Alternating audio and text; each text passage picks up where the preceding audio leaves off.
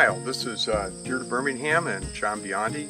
We're the proprietors of the Cider Farm here in Mineral Point, Wisconsin. And we wanted to reach out to you with this short video to let you know about the horrible tasting apples that we grow here on the Cider Farm. We think your viewers need to be warned about these apples. Yeah, this tree's beautiful. Really? Beautiful. All right.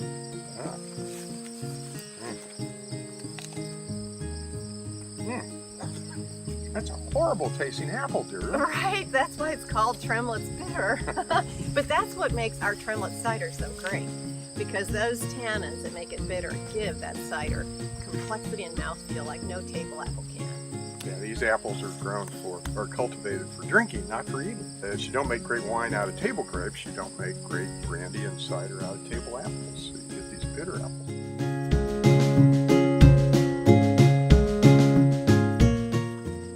So we've specialized in growing organically English and French cider apples since 2003. Apples that were made to be served in beverages rather than eaten out of hand. In fact, these apples were not sold commercially in the U.S. when we started this. So we learned to make our own trees, which is called grafting. When we decided back in 2003 that we wanted to use the best ingredients to make our ciders and brandy, we quickly found out you could not buy those apple trees in the U.S. So we learned to graft, a horticultural process to make your own trees. So this is our hoop house here, where we have in production 3,000 new cider apples. Farming organically is beneficial for bees of all types. We have wild pollinators that do a lot of the pollination for our orchard, and they need diverse flowering plants from early spring until all the way through the fall. What makes it good for the wild pollinators also makes it good for honeybees. And honeybees are what produces the honey for our cider, where we take the honey from these hives and ferment it with the apple juice from our farm. So Pete Demos of Queen Bee Acres is joining us here. These are his hives, and he and his wife manage these hives for the honey that goes into our cider. Hey Pete, I'm ready to be your assistant today. Okay.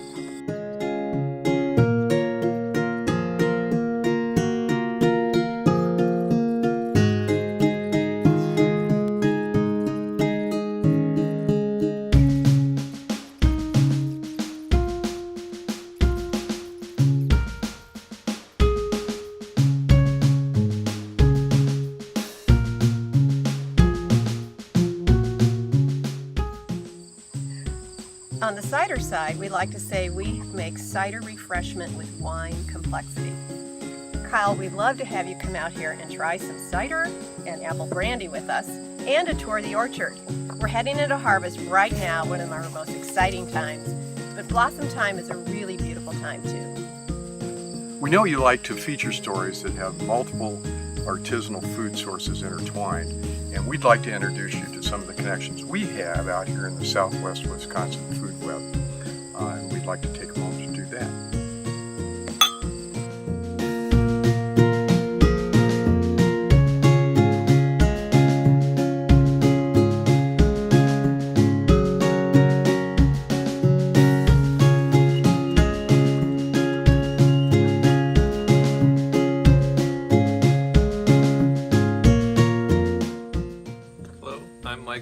We're out here at Seven Seeds Farm.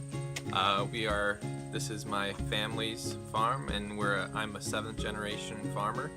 I raise red wattle large black heritage breed pork with the Cider Farm's apple pressing and Uplands cheese whey, as well as a non-GMO pig feed.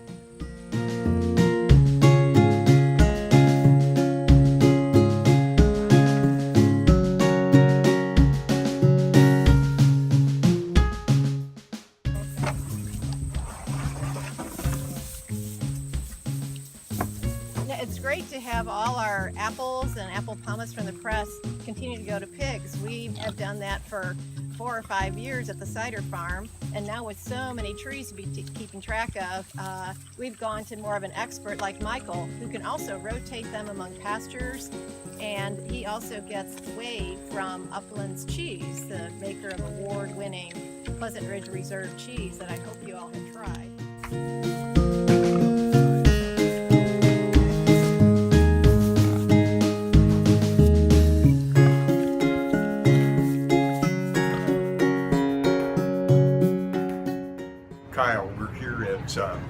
Harvest Restaurant on the square in Madison, Wisconsin. We're going to go inside, chat with Tami Lax, James Beard, award-winning chef. And this is kind of where everything we've been talking about comes together. The cider, the brandy, the pork. And we'll have Tami tell us how she kind of brings that together in her special Cider Farm dinners every October. Kyle, again, I'm here with Tami Lax, the owner and proprietor of the Harvest Restaurant here on the square in Madison, Wisconsin, a James Beard nominated chef. Tami's also been like the cornerstone of the slow food movement here in Madison and in the state of Wisconsin, and also a big proponent of cider apples in the art. So we have a lot of connections with Tami. Tami, we go back, this will be our fourth dinner? Fourth dinner, yeah. Wow. And I think, you know, when I founded Slow Food in Madison, you and Deirdre were two of my first Convivia members, so we go back probably to 2000 at least. Oh, wow. Yeah.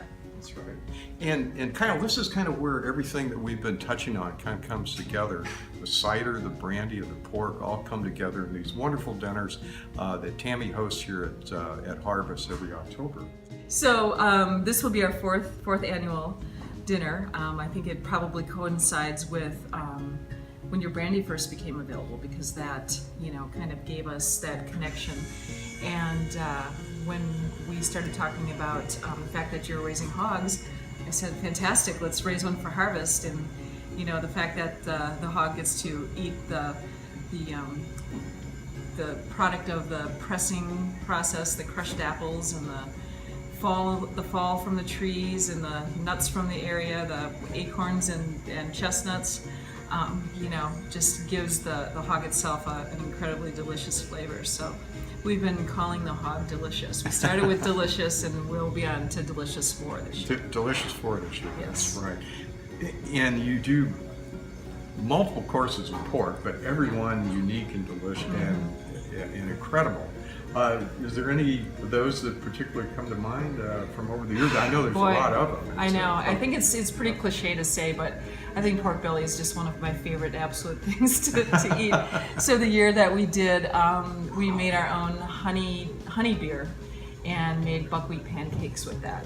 So instead of using water, we used the buckwheat and made a pancake waffle, and had a cider apple jam with that, and then the pork belly.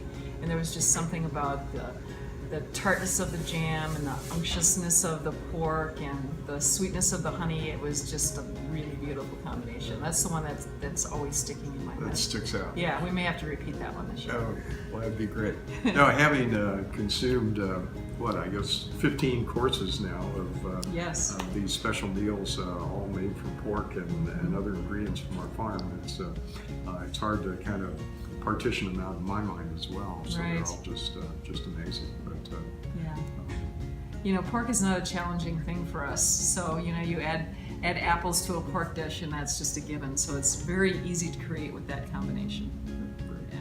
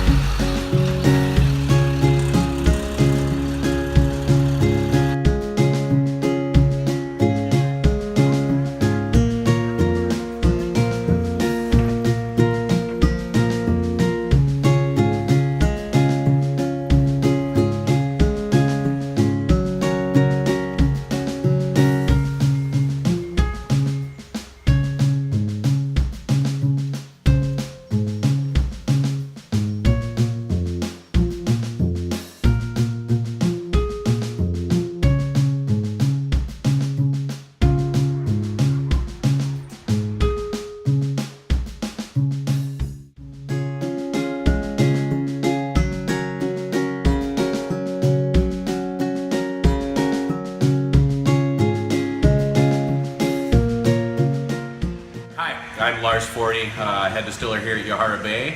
I've been running with the company 10 years now. This is a family company, the second legal distillery in Wisconsin's state history, and the first in Dane County. And we always emphasize legal. This is my brother Nels. Family company, 3 generations running. Our stepdad and mom started the company 10 years ago. But diving into all sorts of different adventures here, Cider Farm being one of them. So we're really excited to team up with this orchard and produce this beautiful apple brandy. And part of it is the organic side. So I'll let Nels kind of talk about that a little bit and how we're moving forward. Yeah, so this year we applied for our organic certification. We're going with MOSA out of Europa, and they've been really great, really helpful. It's a learning process for me. We're shooting for October 1st, certified organic for all apple brandy and brandy products. That'll also transfer to the process. So that's an exciting thing for us and for Cider Farm. And you know, we've been working with Cider Farm for many years now. What year Since did we start? 2011. Yeah, so it's a really great partnership. We're really excited that they're still with us and that we can continue with this. And they are the #1 reason we went with the organic certification and really kind of worked hard at getting that done. And although we look forward to other clients getting on board, this was really a big effort for them. So just like in baking, we're using a dry yeast. So a big part of this step is to proof the yeast to make sure it's alive and viable. In addition to getting it started, so the bigger yeast culture we have, by letting it grow before we add it to the cider, we're going to give a bigger, healthier batch of yeast to pitch.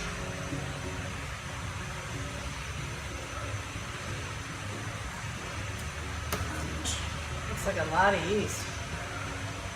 We have a lot of cider. Right. Well, Kyle, again, we just wanted to kind of introduce you to some of the connections we have in the Southern Wisconsin food web. And again, here at Harvest with Tami, this is kind of where it all comes together. The cider, the brandy, the pork, and these wonderful dinners that we look forward to greatly every year. So we hope you like her story, and we'll wait to hear from you. Sunshine on the orchard, hear the buzzing of the bees. John's out on the tractor, Deidre's up a tree. They love the land, it's a romance. Apples hanging on the branch, made by hand, nature and man. Cider Farm brandy.